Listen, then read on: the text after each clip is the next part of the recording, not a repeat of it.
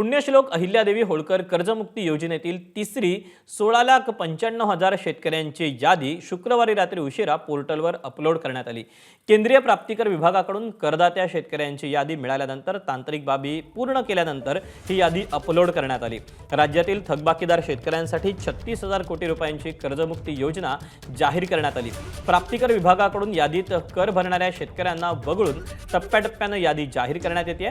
22 जुलै रोजी 533, दुसऱ्या दिवशी पुणे जिल्हा मध्यवर्ती सहकारी बँकेत 61,900 शेतकऱ्यांची यादी प्रसिद्ध करण्यात आली।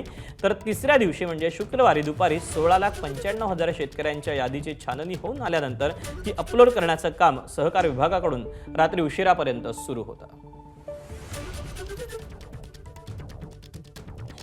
शेतकरी कर्जमाफीच्या 3 याद्या जाहीर झालेल्या आहेत। त्या संदर्भात आपण दिनांकवार माहिती पाहूया।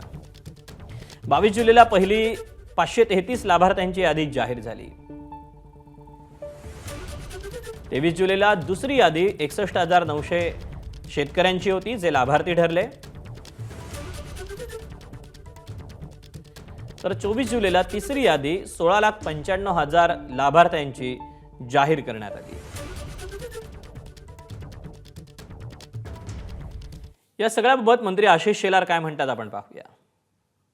56 लाख शेतकऱ्यांना 42,000 कोटी सुमारे असलेली ही कर्जमुक्ती योजना याचा लाभ शेतकऱ्यांनी घ्यावा। बँकांना त्याबद्दलचे निर्देश सुद्धा देण्यात आलेले आहेत। शेतकऱ्यांच्या अडीअडचणीला मदतीला भारतीय जनता पक्षाचे कार्यकर्ते सुद्धा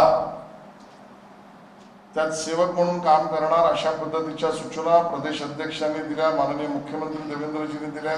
बऱ्याच गडबडी होऊन आधार व्हेरिफिकेशनचाही आग्रह धरलेला आहे।